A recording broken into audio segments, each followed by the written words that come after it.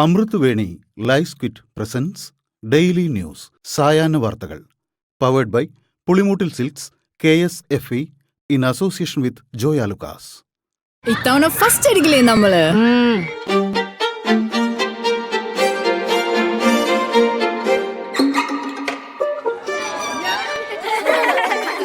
കുട്ടികൾക്കൊക്കെ പെയിൻ ശല്യം ഉണ്ടാകും. അതുകൊണ്ട് ലൈസ് കിറ്റ് ഉപയോഗിച്ച് ക്ലാസ്സിൽ വരാൻ പ്രത്യേക ശ്രദ്ധിക്കണം. ലൈസ് കിറ്റ് ലൈസ് റിമൂവർ പെയിൻ ശല്യത്തിൽ നിന്നും ഉടനടി ആശ്വാസം.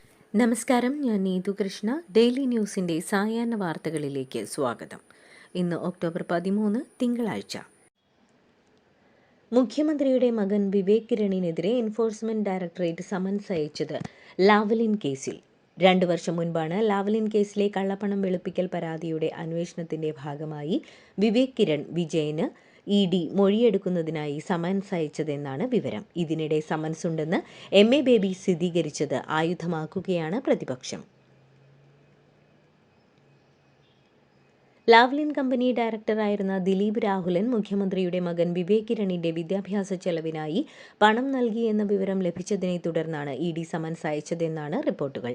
ലാവ്ലിനിൽ നിന്ന് വിദ്യാഭ്യാസത്തിനായി പണം ഈടാക്കി എന്നതാണ് സമൻസിൽ പ്രധാനമായും പറയുന്നത്.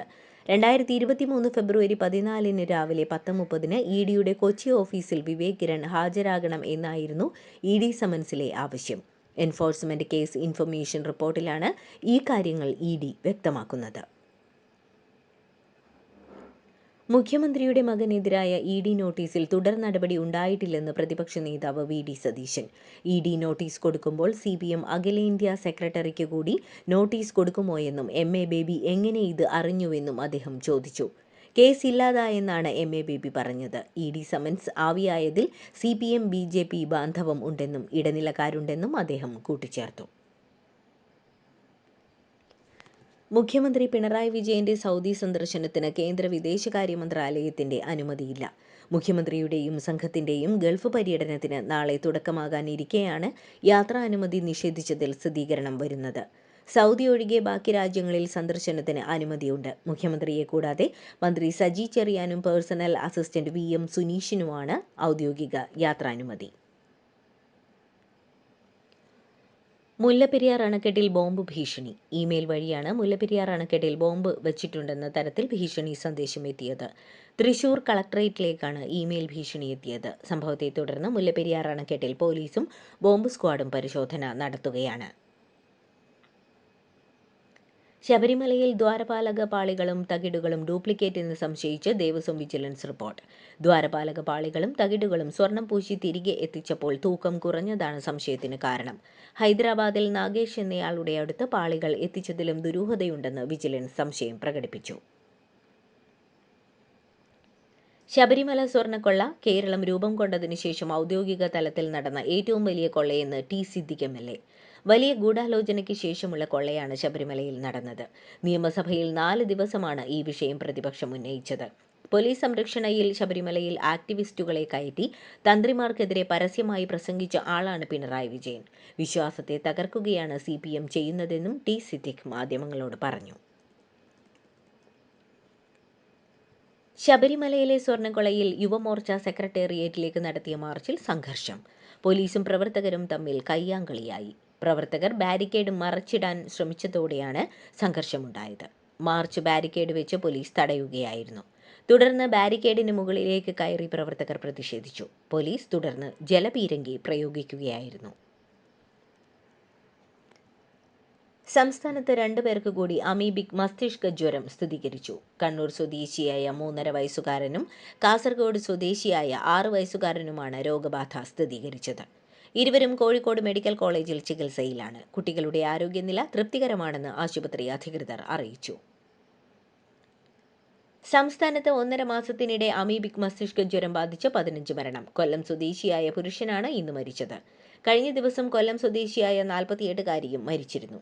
12 ദിവസത്തിനിടെ 4 പേരാണ് മരിച്ചത്. 12 പേർ ചികിത്സയിലുണ്ട്. ഭൂരിപക്ഷം കേസുകളിലും അമീബിക് മസ്തിഷ്ക ജ്വരം എങ്ങനെ പകർന്നെന്ന് കണ്ടെത്താനായിട്ടില്ല.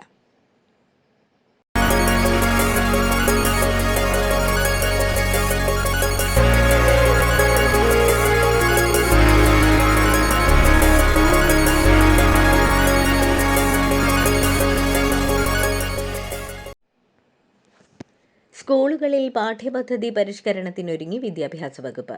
സംസ്ഥാന കായിക ദിനാചരണ ഉദ്ഘാടന വേദിയിലായിരുന്നു വിദ്യാഭ്യാസ മന്ത്രിയുടെ പ്രഖ്യാപനം. കായിക വിദ്യാർത്ഥികൾക്ക് കൂടി ഗുണകരമാകുന്ന രീതിയിൽ പാഠപുസ്തകങ്ങൾ പരിഷ്കരിക്കുമെന്ന് വിദ്യാഭ്യാസ മന്ത്രി വി ശിവൻകുട്ടി പ്രഖ്യാപിച്ചു. കായിക താരങ്ങളുടെ പരിശീലന സമയം പരിഗണിച്ചായിരിക്കും പുതിയ പരിഷ്കരണം. ഉദ്ഘാടന പരിപാടിക്കിടെ ഹോൺ മുഴക്കി അമിത വേഗത്തിലെത്തിയ ബസിനെതിരെ നടപടി സ്വീകരിച്ച സംഭവത്തിൽ വിശദീകരണവുമായി ഗതാഗത മന്ത്രി കെ.ബി. ഗണേഷ് കുമാർ.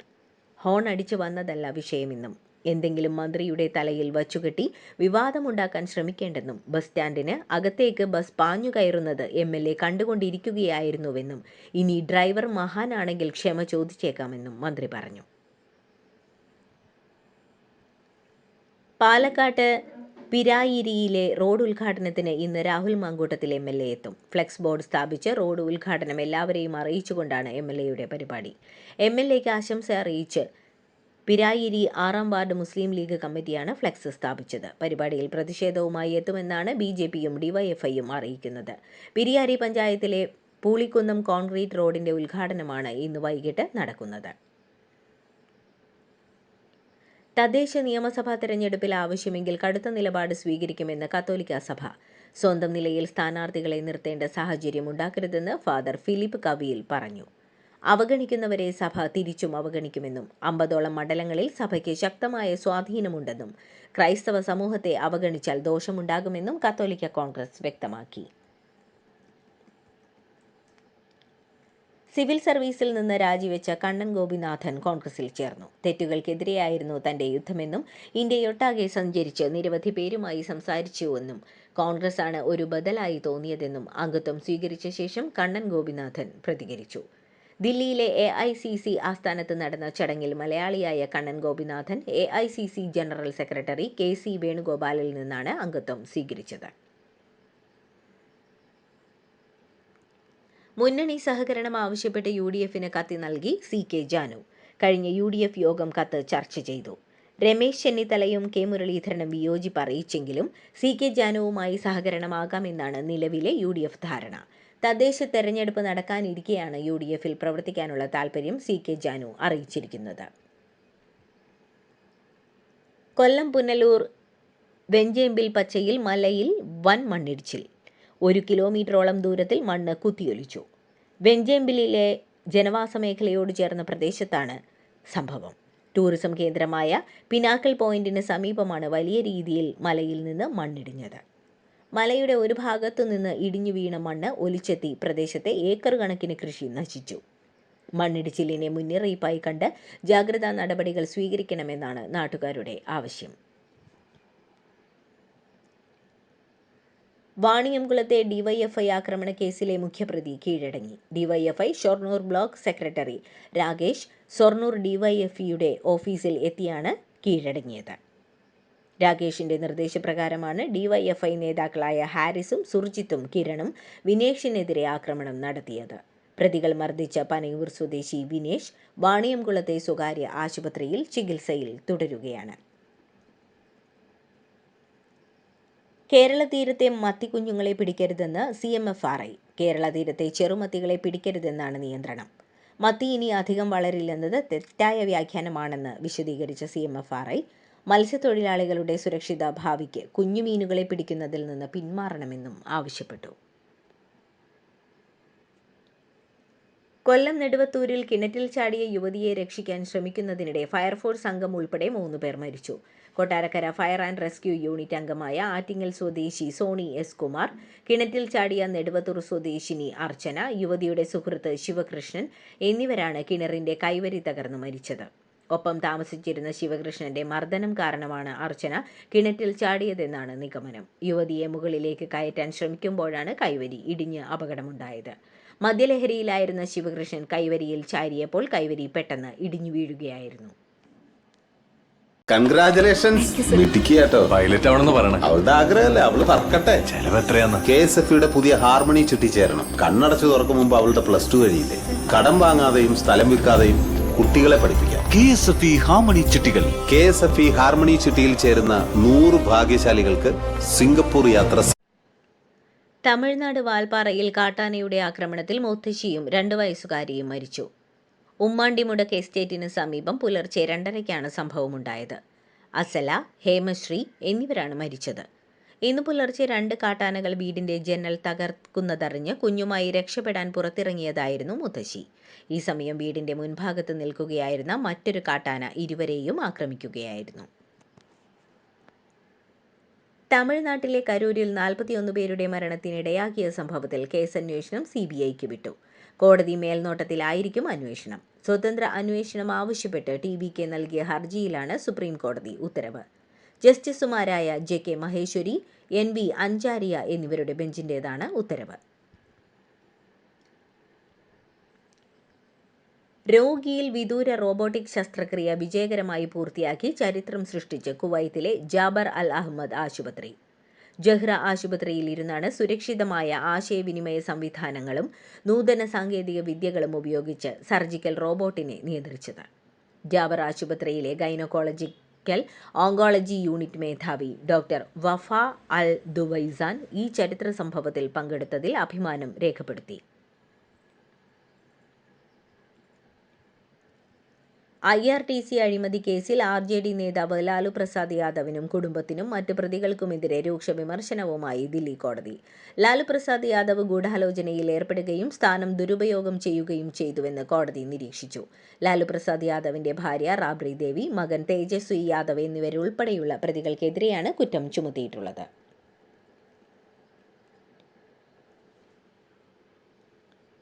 രാത്രി പെൺകുട്ടികൾ പുറത്തിറങ്ങരുതെന്ന പരാമർശത്തിൽ പശ്ചിമബംഗാൾ മുഖ്യമന്ത്രി മമതാ ബാനർജിക്കെതിരെ അതിരൂക്ഷ വിമർശനവുമായി CPM.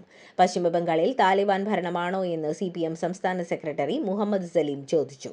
സ്ത്രീയും പുരുഷനും തുല്യരാണെന്നത് മമതാ സർക്കാർ അംഗീകരിക്കുന്നില്ലേ എന്ന് ചോദിച്ച അദ്ദേഹം സംസ്ഥാനത്ത് സ്ത്രീകൾക്ക് ജോലിക്ക് പോലും പുറത്തിറങ്ങാൻ പറ്റാതായെന്നും കുറ്റപ്പെടുത്തി. ജപ്പാനിൽ 4000-ലധികം കേസുകൾ റിപ്പോർട്ട് ചെയ്ത സാഹചര്യത്തിൽ രാജ്യവ്യാപകമായി ഇൻഫ്ലുവൻസ പകർച്ചവ്യാധി ഔദ്യോഗികമായി പ്രഖ്യാപിച്ചു. അതിവേഗം പടരുന്ന വൈറസ് രാജ്യത്ത് ആശങ്ക സൃഷ്ടിച്ചിരിക്കുകയാണ്. സെപ്റ്റംബർ 22-ന് ആരംഭിച്ച ആഴ്ചയിൽ രാജ്യത്തുടനീളം ഏകദേശം 3000 ആശുപത്രികളിൽ നിന്നായി 4030 ഫ്ലൂ കേസുകൾ റിപ്പോർട്ട് ചെയ്തുവെന്നാണ് ജാപ്പനീസ് ആരോഗ്യ മന്ത്രാലയത്തിന്റെ കണക്ക്. സമാധാന കരാറിന്റെ ഭാഗമായി ഹമാസ് ബന്ദികളാക്കിയ ഇസ്രയേലികളുടെ ആദ്യ സംഘത്തെ മോചിപ്പിച്ചു. 7 പേരെയാണ് ആദ്യഘട്ടത്തിൽ മോചിപ്പിച്ചത്. ഇവരെ റെഡ് ക്രോസിന് കൈമാറി. ബാക്കിയുള്ള 13 ഇസ്രയേൽ ബന്ദികളുടെ മോചനവും ഉടൻ നടക്കും. ഇവരെ ഇന്ന് തന്നെ മോചിപ്പിച്ചേക്കും. സമാധാന കരാറിന്റെ ഭാഗമായി 1966 പാലസ്തീൻ തടവുകാരെയും ഇസ്രായേൽ വിട്ടയക്കും.